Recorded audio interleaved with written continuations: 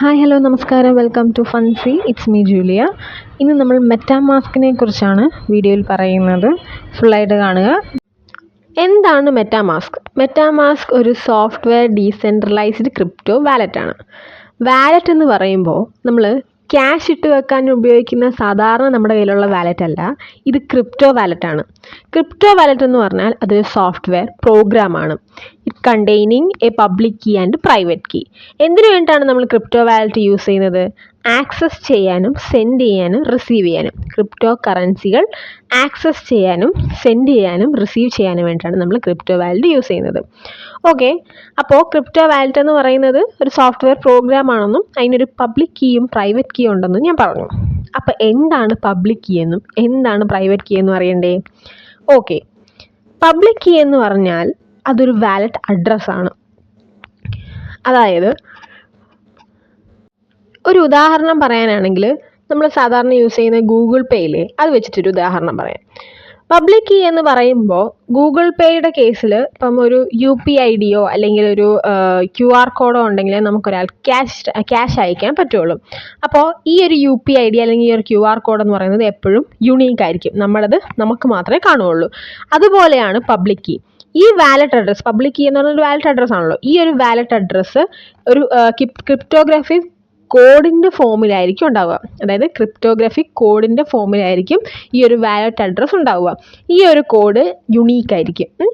അപ്പം ഈ ഒരു പബ്ലിക് കീ ഉണ്ടെങ്കിൽ മാത്രമേ നമുക്കൊരാൾക്ക് ക്യാഷ് അയക്കാനോ അല്ലെങ്കിൽ റിസീവ് ചെയ്യാനോ സാധിക്കുകയുള്ളൂ.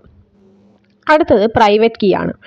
പ്രൈവറ്റ് കീ എന്ന് പറയുമ്പോൾ സെയിം, നമ്മൾ ഗൂഗിൾ പേയുടെ ഒരു എക്സാമ്പിൾ പറയുകയാണെങ്കിൽ നമ്മൾ ക്യാഷ് ട്രാൻസ്ഫർ ചെയ്യണമെങ്കിൽ എന്ത് വേണം? ഒരു 4 ഡിജിറ്റ് സീക്രട്ട് പിന്ന് അടിച്ചു കൊടുത്താൽ മാത്രമേ ക്യാഷ് ട്രാൻസാക്ഷൻ നടക്കുകയുള്ളൂ, അല്ലേ? അതേപോലെയാണ് പ്രൈവറ്റ് കീയുടെ കേസിൽ. പ്രൈവറ്റ് കീ എന്ന് പറയുന്നത് അത് വളരെ കോൺഫിഡൻഷ്യൽ ആയിട്ടുള്ളൊരു സാധനമാണ്. അതായത് വളരെ സീക്രട്ടായിട്ട് നമ്മൾ യൂസ് ചെയ്യേണ്ട ഒന്നാണ്.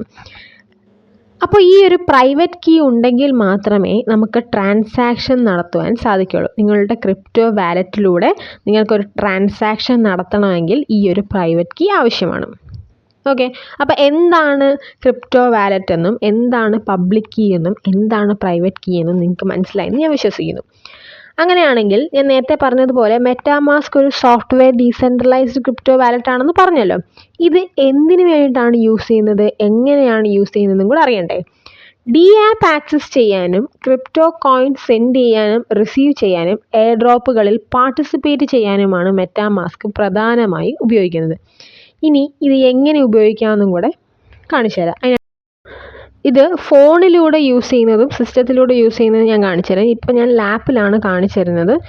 എല്ലാവർക്കും ലാപ്പൊന്നും അവൈലബിൾ ആയിരിക്കണമെന്നില്ലല്ലോ, അതുകൊണ്ട് ഫോണിൽ ചെയ്യുന്നതും കൂടെ ഞാൻ ഇതിനകത്ത് ആഡ് ചെയ്യുന്നതായിരിക്കും ഈ വീഡിയോയുടെ അവസാനമായിട്ട്. ഓക്കെ, അപ്പോൾ നമ്മൾ സ്ക്രീനിലോട്ട് വന്നിട്ടുണ്ട്. ഇവിടെ ക്രോം ഞാൻ ഓപ്പൺ ചെയ്തിട്ട് മെറ്റാമാസ്ക് എന്ന് പറഞ്ഞ് സെർച്ച് ചെയ്ത് കൊടുക്കുവാണ്. ഓക്കെ, ഞാൻ മെറ്റാമാസ്ക് എന്ന് അടിക്കുകയാണ്. മെറ്റാമാസ്ക്. ഓക്കെ, അടിക്കുമ്പോൾ തന്നെ നമുക്കൊരു സൈറ്റ് വരും മെറ്റാമാസ്കിൻ്റെ. വേറെ പ്രത്യേകിച്ച് അതിൻ്റെ സൈറ്റൊന്നും അടിച്ചു കൊടുക്കണമെന്നില്ല, മെറ്റാമാസ്ക് എന്ന് അടിച്ചു കൊടുത്താൽ തന്നെ വന്നോളും. അപ്പോൾ ഞാൻ ഈ സൈറ്റ് ഒന്ന് ഓപ്പൺ ചെയ്യാണ്. നമുക്ക് ഈ സൈറ്റ് ഒന്ന് ഓപ്പൺ ചെയ്യാം. ഓക്കെ, ഇപ്പോൾ സൈറ്റ് ഓപ്പൺ ആയി വന്നിട്ടുണ്ട്. ഇവിടെ നമുക്ക് ഒരു എക്സ്റ്റൻഷനായിട്ടാണ് നമ്മളിത് യൂസ് ചെയ്യുന്നത്.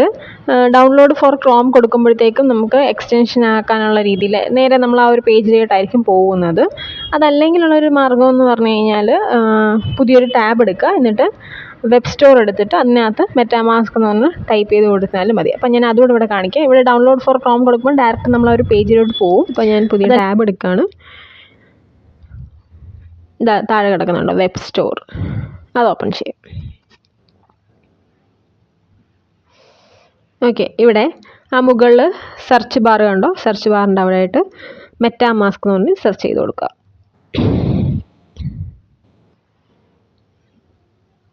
സെർച്ച് ബാറിൻ്റെ അവിടെ ആയിട്ട് വന്നിട്ട് മെറ്റാമാസ്ക്. ഓക്കെ, മെറ്റാമാസ്ക് എന്ന് അടിക്കുമ്പോൾ തന്നെ ആദ്യം തന്നെ കിടക്കുന്നുണ്ട്, അതങ്ങ് എടുത്തിരുന്നാൽ മതി. ഇതാ കണ്ടോ, ആദ്യം കിടപ്പുണ്ട് മെറ്റാമാസ്ക്. ഓപ്പൺ ചെയ്യുക. ഓക്കെ, ഇതാണ് മെറ്റാമാസ്ക്. ഇനി ഇതിൻ്റെ സൈഡിലായിട്ട് ഒരു റൈറ്റ് സൈഡിലായിട്ട് കാണുന്നുണ്ടോ add to Chrome. Add to Chrome കൊടുക്കുക. അന്നേരം ആഡ് എക്സ്റ്റൻഷൻ ചെയ്യാൻ ഓപ്ഷൻ ചോദിക്കും, അതുകൂടെ അങ്ങ് കൊടുത്തിരിക്കുക. അപ്പോൾ ഈ എക്സ്റ്റൻഷനായിട്ട് സൈഡിൽ മുകളിലായിട്ട് നമുക്ക് എപ്പോഴും ഈ ഒരു ക്രോം എടുക്കുമ്പോഴൊക്കെ ആ ഒരു എക്സ്റ്റൻഷനായിട്ട് അവിടെ വന്ന് കിടന്നോളും. ഇത് പ്രത്യേകിച്ച് നമുക്ക് മെറ്റാമാസ്ക് എല്ലാ തവണയും പോയി എടുക്കേണ്ട ആവശ്യമൊന്നുമില്ല. അപ്പോൾ നമ്മൾ ഇച്ചിരി ടൈം കൊടുക്കണം, അതൊന്ന് ലോഡ് ആവാൻ വേണ്ടി, ഡൗൺലോഡ് ആവാൻ വേണ്ടിയിട്ടാണ്. ഓക്കെ, ആവുന്നുണ്ട്, ഇവിടെ ആയിട്ടുണ്ട്. ഓക്കെ, കണ്ടോ മെറ്റാമാസ്കിൻ്റെ ഒരു ചിഹ്നം മുകളിൽ കാണിക്കുന്നുണ്ടോ? അതാണ് എക്സ്റ്റൻഷൻ ആക്കുമ്പോഴത്തേക്കുള്ള ഒരു ഗുണം. ഓക്കെ, ഞാനപ്പോൾ അത് ഓപ്പൺ ചെയ്തിട്ടുണ്ട്. ഇത് കണ്ടോ, ഇത് ഞാൻ മൗസ് അങ്ങോട്ടും ഇങ്ങോട്ടും അനക്കുന്നതിനനുസരിച്ച് ഇത് അനങ്ങുന്നുണ്ട്, രസമുണ്ട് കാണാൻ അല്ലേ? ഓക്കെ, ഇനി നമ്മൾ ഐ എഗ്രി, അവരുടെ ടേംസ് ആൻഡ് പോളിസീസ് ഒക്കെ എഗ്രി ചെയ്യുന്നതാണ്. അതും കൊടുത്തിരിക്കുക, പ്രത്യേകിച്ച് കുഴപ്പങ്ങളൊന്നുമില്ല. ഇനി ക്രിയേറ്റ് എ വാലറ്റ് ആണ് നമുക്ക് കൊടുക്കേണ്ടത്.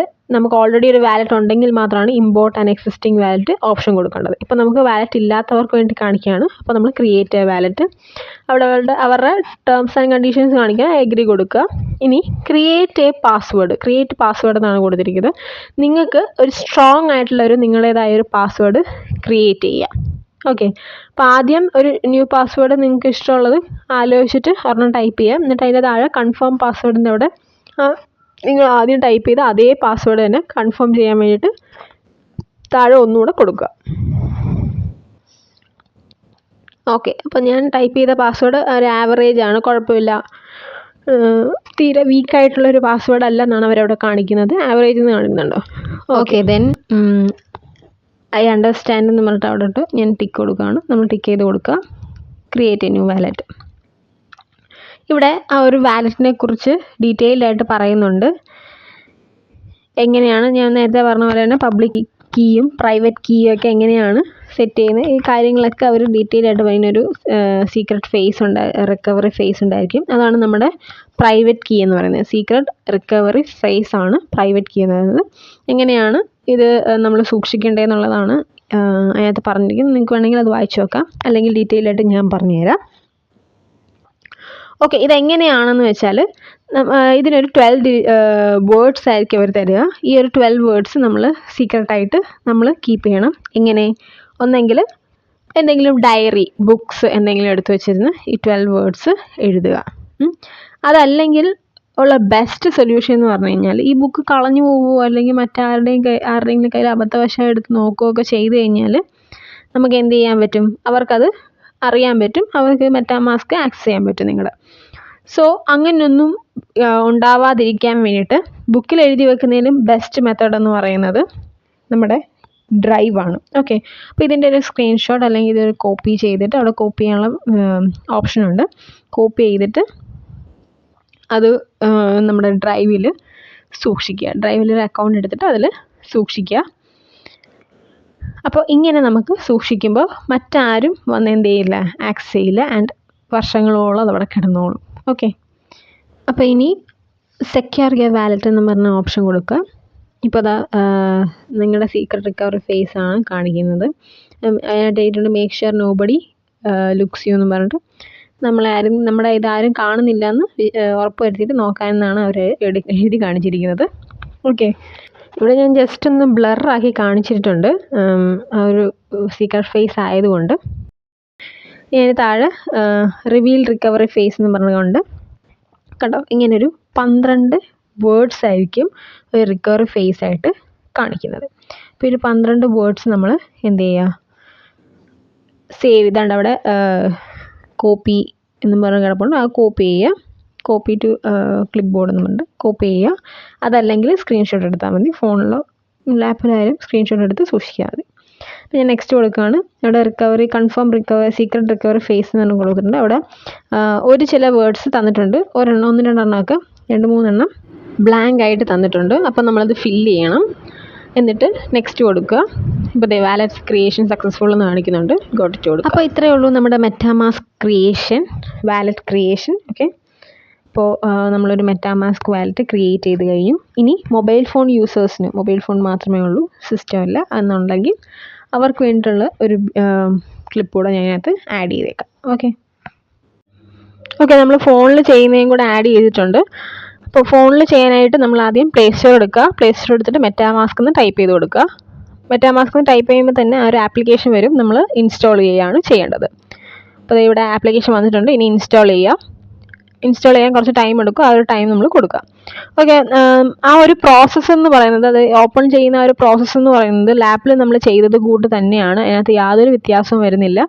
ഇവിടെ ഒരു ആപ്ലിക്കേഷൻ ഇൻസ്റ്റാൾ ചെയ്തിട്ട് വേണം ചെയ്യാൻ, അവിടെ അതിൻ്റെ ആവശ്യമില്ലായിരുന്നു. ആ ഒരു വ്യത്യാസം മാത്രമേ വരുന്നുള്ളൂ, വേറെ പ്രത്യേകിച്ച് വ്യത്യാസങ്ങളൊന്നും വരുന്നില്ല. ആ ഒരു സെക്യൂരിറ്റിയും കാര്യങ്ങളൊക്കെ നമ്മൾ ടിക്ക് ചെയ്ത് കൊടുക്കേണ്ടതായിട്ട്, ടേംസ് ആൻഡ് കണ്ടീഷൻസ് ഒക്കെ ടിക്ക് ചെയ്ത് കൊടുക്കേണ്ടതായിട്ട് വരും. അതേപോലെ തന്നെ സീക്രട്ട് റിക്കവറി ഫേസ് അതും നമ്മൾ സൂക്ഷിച്ച് വെക്കേണ്ടതായിട്ടുണ്ട്. അപ്പോൾ അതിൽ നിന്ന് ഒരു 3 വേർഡ്സ് അവർ ചോദിക്കും, അത് ടൈപ്പ് ചെയ്ത് കൊടുക്കുക. സെയിം ആ ഒരു പ്രോസസ്സ് തന്നെയാണ്, ഇതിനകത്ത് പ്രത്യേകിച്ച് മാറ്റമൊന്നും വരുന്നില്ല. അപ്പോൾ ഇവിടെ നമുക്ക് ആ ഒരു സ്റ്റാർട്ടിങ് കുറച്ച് ഭാഗം മാത്രമേ കാണിക്കാൻ പറ്റുള്ളൂ. ഗൂഗിൾ പേ പോലെ തന്നെ സെക്യൂരിറ്റി ഇഷ്യൂസ് ഉള്ളത് കൊണ്ടാണ് നമുക്കിത് കാണിക്കാൻ പറ്റാത്തത്, സ്ക്രീൻ റെക്കോർഡിംഗ് എടുക്കാൻ പറ്റില്ല.